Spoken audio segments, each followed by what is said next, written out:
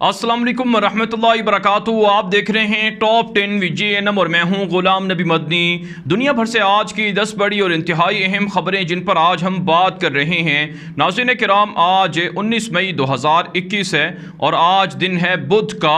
नाज़रीन काम, सबसे पहली खबर जो फ़लस्तीन और गज़ा की ताज़ा तरीन सूरत हाल से मुताल्लिक है।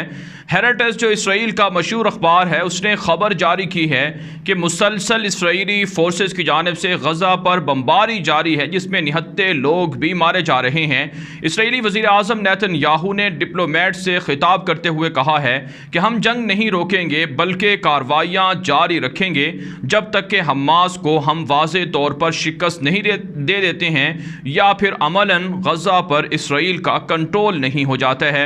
इसके अलावा नाज़रीन काम, जो एक और बड़ी ब्रेकिंग न्यूज़ सामने आ रही है वो है लबनान से इसराइल के अक्का और हीफा शहरों पर मिसाइल हमले हुए हैं। गुज़श्ता रोज़ भी 6 रॉकेट फायर किए गए थे लबनान से और आज भी 4 रॉकेट फायर किए गए हैं लबनान से इसराइल पर, जो इसराइल के शहरों के अंदर गिरे हैं, जिससे काफ़ी नुकसान भी हुए हैं। नाज़रीन काम, कहा जाता है कि हिजबुल्ला जो लबनान के अंदर मौजूद है वो इसराइल पर हमले कर रही है, लेकिन हिजबुल्ला के सरबराह हसन नसरुल्लाह पहले कह चुके हैं कि हमारी जंग अभी तक इसराइल से वाज़े तौर पर नहीं है। लेकिन भारत नाज़रीन काम, शाम से और लबनान से इसराइल पर हमलों की खबरें मौसूल हो रही हैं। इसके अलावा नाज़रीन काम, जो एक और बड़ी खबर सामने आ रही है, जो हेरेटेस ने रिपोर्ट जारी की है। नाज़रीन काम, इसराइल के शहरियों ने जो असलहा है वो ख़रीदना शुरू कर दिया है। मुसलसल गन लाइसेंस में इजाफा हो रहा है और ये सिर्फ़ और सिर्फ इस वजह से है ताकि जो मकबूजा इलाकों में निहत्ते फ़लस्तीनी हैं उन पर यहूदी आबाद हमला कर सकें। यही वजह है नाज़रीन काम, जो स्ट्राइक चल रही है, हड़ताल चल रही है मकबूजा फ़लस्तीन के इलाकों में, उनमें नाज़रीन काम निहत्ते फ़लस्तीनियों पर गोलियां मारी जा रही हैं। आज एक खातून को गोली मारकर यहूदी फ़ौज ने शहीद भी किए हैं, जबकि 48 घंटों में 2000 से ज़ायद फ़लस्तीनियों को ज़ख्मी किया जा चुका है और सैकड़ों को गिरफ्तार भी किया जा चुका है। यहूदियों को असलहा दिया जाना इस बात की अलामत है कि अब खाना जंगी के अंदर मुसलमानों का और खून बहाया जाएगा, फ़लस्तीन के अंदर मुसलमानों को और ज़्यादा मारा पीटा जाएगा और ज़्यादा शहीद किया जाएगा। लिहाजा नाज़रीन काम, ज़रूरी है कि फ़लस्तीन के मुसलमान मुत्तहिद हों और उनकी मदद के लिए उम्मत मुस्लिमा अपना किरदार अदा करे। बारह नाज़रीन काम, आगे बढ़ लेते हैं। जो आज की दूसरी बड़ी खबर है, ये नाज़रीन काम फ़लस्तीन और इसराइल की जंग के हवाले से रूस की जानिब से एक ताज़ा बयान सामने आया है। रूस ने कहा है कि हम ज़्यादा देर खामोश नहीं रहेंगे, निहत्ते शहरियों की हलाकतें काबिल मज़म्मत अमल है। अमरीका इसराइल को लगाम डाले वरना रूस अपना किरदार अदा करेगा। नाज़रीन काम, रूस, चाइना और तुर्की ये एक ब्लॉक के अंदर हैं और ये अमरीका की बदमाशी के ख़िलाफ़ मुत्तहिद हो चुके हैं और इसराइल के ख़िलाफ़ तुर्की और पाकिस्तान, रशिया को, चाइना को अपने साथ मिलाए हुए हैं ताकि अमरीका की बदमाशी ख़त्म हो। और ये इसलिए भी ज़रूरी है क्योंकि ख़ित्ते के अंदर तवाज़ुन ज़रूरी है। मग़रिब, यूरोप और अमरीका ये रूस के ख़िलाफ़ हमलावर हैं, चाइना के ख़िलाफ़ हमलावर हैं, इसलिए चाइना और रशिया की मजबूरी है कि वो तुर्की, पाकिस्तान की हिमायत करके फ़लस्तीनियों की मदद करे। इसके अलावा नाज़रीन काम, जो फ्रांस का अखबार है और इसी तरह से अमरीका का अखबार न्यूयॉर्क टाइम्स है, उसने रिपोर्ट जारी की है कि पूरी दुनिया के अंदर इसराइल के ख़िलाफ़ लोग मुत्तहिद हो चुके हैं, जो इसराइल की नाकामी और बर्बादी की बड़ी अलामत है। साथ साथ नाज़रीन काम, एक और ख़बर सामने आ रही है कि फ़ेसबुक, गूगल और इसी तरह से दीगर जो ज़राए ब्लॉग हैं वो फ़लस्तीन के हक़ में रिपोर्टिंग करने पर मुख्तलिफ बड़े बड़े अकाउंट्स को मुअत्तल करने की धमकियाँ दे रहे हैं। यहाँ तक कि यूट्यूब चैनल की जानिब से भी जो अल जज़ीरा का न्यूज़ चैनल है जो मुसलसल अपडेट दे रहा है, उसे भी धमकी दी गई है कि लाइव कवरेज से जो उनकी पॉलिसी है वो वायलेट हो रही है, जिससे वाज़े होता है कि इसराइल के यहूदी किस तरह से यहूदियों की जानिब से बनाई गई इन कंपनियों को अपने हक़ में इस्तेमाल कर रहे हैं। इसके अलावा नाज़रीन काम, फ़लस्तीन के अंदर एक जर्नलिस्ट थे, उन्हें भी बमबारी के अंदर शहीद कर दिया गया है। अब तक जो इतला सामने आ रही हैं कि वक्फे से बमबारी जारी है। आज भी जो बमबारी हुई है इसके नतीजे में 30 से ज़ायद अफराद शहीद और दर्जनों ज़ख्मी और बेघर हुए हैं। नाज़रीन काम, आगे बढ़ लेते हैं। जो आज की तीसरी बड़ी खबर है ये भारत से है। नाज़रीन काम, भारत की रियासत यूपी है जहाँ बीजेपी दहशत गर्दों की हुकूमत है। वहाँ पर नाज़रीन काम, पहले बाबरी मस्जिद को शहीद करवा के मंदिर बनाया गया, अब वहाँ पर एक और 100 साल जो 100 साल पहले मुसलमानों की तारीखी मस्जिद थी उसे शहीद किया गया है। इस हवाले से नाज़रीन काम जो रिपोर्ट सामने आ रही है जिसे जो अल जज़ीरा है उसने भी नशर की है कि इस मस्जिद का नाम ख्वाजा गरीब नवाज़ के नाम पर था और ये 100 साल पुरानी मस्जिद थी जिसे भारत की बीजेपी हुकूमत की जानिब से बिल्डोज़ किया गया है, जिसका मतलब ये है कि भारत के अंदर मुसलमानों की मुक़द्दस जो मसाजिद हैं उन्हें भी नहीं छेड़ा जा रहा है, उन्हें भी नहीं छोड़ा जा रहा है, उन पर भी हमले हो रहे हैं और मुसलमानों को भी टारगेट करके निशाना बनाया जा रहा है। लिहाजा भारत के अंदर बसने वाले मुसलमानों पर लाजिम है कि वो उठें, बाहर निकलें, बीजेपी की हुकूमत को गिराने के लिए और अपनी शनाख्त बचाने के लिए अपना किरदार अदा करें। आगे बढ़ने का जो आज की चौथी बड़ी खबर है ये नाज़रीन काम अफगानिस्तान के मामलात के हवाले से है। नाज़रीन काम एक बड़ी खबर सामने आ रही है कि अफगान तालिबान और काबुल हुकूमत के दरमियान इंट्रा अफगान मुज़ाकरात का राउंड जल्द शुरू होने जा रहा है। अफगान तालिबान के ज़राए अबलाग बता रहे हैं, खुद काबुल हुकूमत के ज़राए अबलाग भी बता रहे हैं कि इस हवाले से पॉजिटिव पेशरफ्त हो रही है। तालिबान ना सिर्फ इस्तंबुल समिट के अंदर शिरकत करने के लिए रजामंद हो चुके हैं बल्कि बैनुल अफ़गान मुज़ाकरात को भी शुरू करने पर रजामंद हैं, लेकिन तालिबान ये कहते हैं कि रुकावटें काबुल हुकूमत की जानिब से हैं, हमारी जानिब से नहीं हैं। इसके अलावा नाज़रीन काम अशरफ गनी ने एक और बयान दिए है कि अगर अमरीका और नेटो अपनी फ़ौजें अफ़गानिस्तान से निकाल भी लें लेकिन फिर भी अशरफ गनी ने कहा कि हमारी फ़ौजें तालिबान की हुकूमत के ख़िलाफ़ लड़ेंगे, तालिबान की हुकूमत नहीं आने देंगे। जिसका मतलब ये है कि अमरीका नेटो ये मुश्तरका तौर पर अशरफ गनी को असलहा देंगे ताकि निहत्ते शहरियों पर भी हमले हों और खाना जंगी भी हो। इसके अलावा नाज़रीन काम जो एक और ख़बर सामने आ रही है, ज़ल्म खलीलज़ाद ने तालिबान के ख़िलाफ़ बयान दिए है कि तालिबान वायलेट कर रहे हैं, तालिबान को चाहिए कि अमरीका के साथ किए गए एग्रीमेंट्स को, मुआहिदों को पूरा करें ताकि जो खाना जंगी है या अमन व अमान है वो हो सके, खाना जंगी ख़त्म हो सके और जो तालिबान के साथ कमिटमेंट है उसे पूरा किया जा सके। इसके अलावा नाज़रीन काम पेंटागन ने तालिबान पर एक और इल्ज़ाम धरा है कि तालिबान के ताहाल अलकायदा के साथ ताल्लुकात हैं जो काबिल मज़म्मत अमल है, हालांकि तालिबान इसकी तरदीद करते हैं।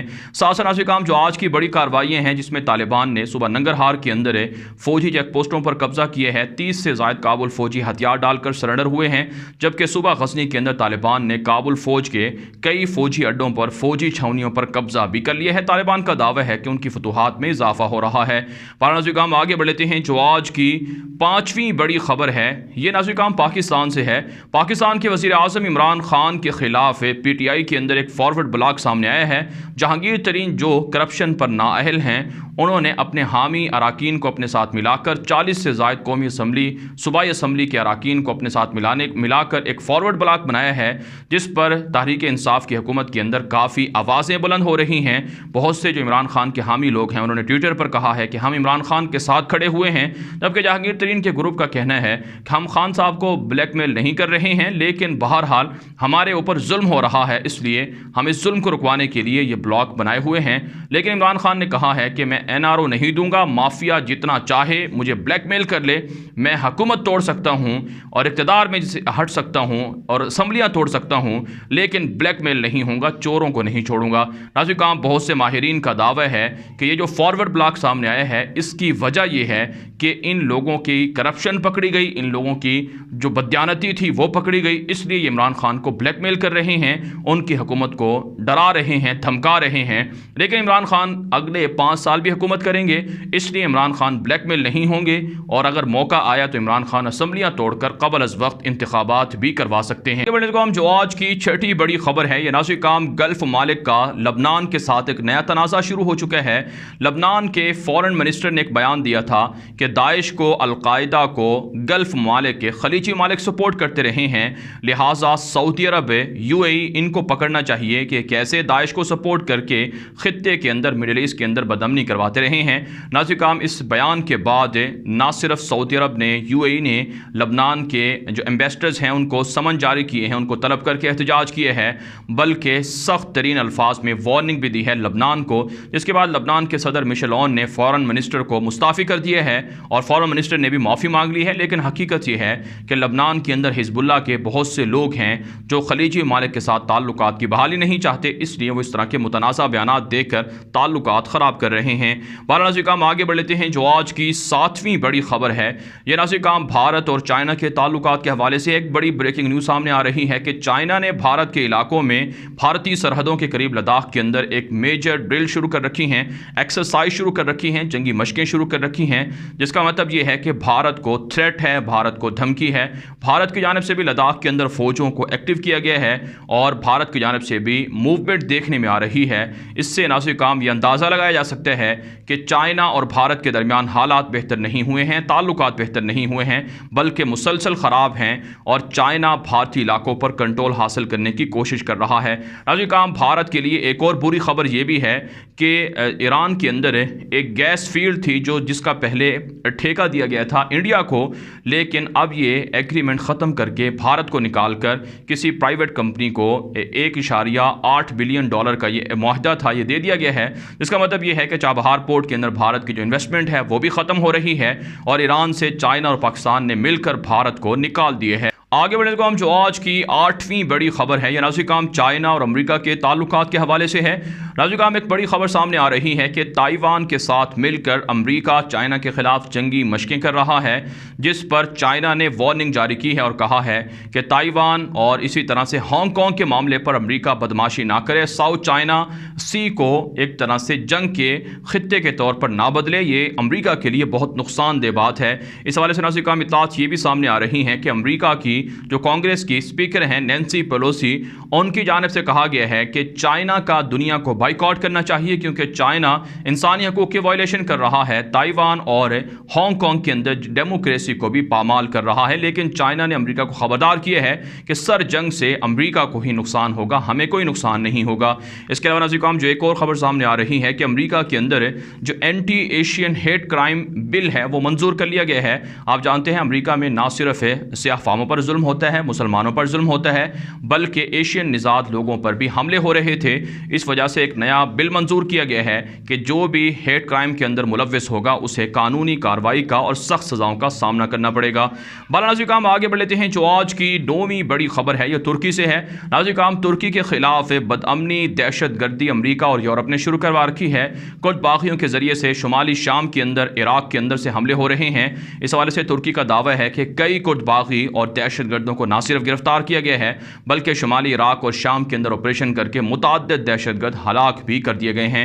नाज़रीन काम आगे बढ़ लेते हैं जो आज की 10वीं बड़ी खबर है। यह नाज़रीन काम जर्मनी से और ईरान से है। ताज़ा तरीन खबर सामने आ रही है कि जर्मनी के अंदर हिजबुल्लाह जो ईरान नवाज मुसल्लह तंजीम है लबनान की, उसके कई दफातर को सील कर दिया गया है और चंदा मांगने वाले, फंड जमा करने वाले लोगों को गिरफ्तार भी कर लिया गया है। जबकि नाज़रीन काम जर्मनी से खबर यह भी सामने आ रही है कि फ़लस्तीन की हिमायत करने पर तुर्की के जो न्यूज़ एजेंसी है TRT और इसी तरह से दीगर जो इदारे हैं उनको भी ब्लैकमेल और उनको भी धमकियां दी जा रही हैं। जबकि नाज़रीन काम ईरान से खबर सामने आ रही है कि ईरान के अंदर जो रवां साल सदारती इंतखाबात शेड्यूल हैं उसमें कई फ़ौजी जो सियासतदान के तौर पर उभर कर सामने आए हैं, जो सिपाही पासदारान इनकलाब के अंदर जनरल थे, ड्यूटियाँ देते रहे, वो फ़ौजी अब इक़्तिदार हासिल करना चाहते हैं और पहली मरतबा ईरान के अंदर जो सदारती इंतखाबात हैं इसमें कोई फ़ौजी सदर ईरान के अंदर इक़्तिदार में आ सकता है। जिसका मतलब ये है कि सिपाही पासदारान इनकलाब की गिरफ्त ईरान के अंदर हुकूमत में और इक़्तिदार के लिए काफ़ी मजबूत है। नाज़रीन काम दुनिया भर से थी आज की 10 बड़ी खबरें। इन खबरों के हवाले से आपकी क्या राय है? अपनी राय कमेंट के जरिए से ज़रूर हम तक पहुँचाएँ। मज़ीद खबरों के लिए आप हमारे ट्विटर अकाउंट दुनिया मेरे आगे गुलाम नबी मदनी और हमारे फेसबुक पेज गुलाम नबी मदनी को फॉलो कर लें। आज के लिए इतनी ही इजाज़त दीजिए। अल्लाह हाफिज़।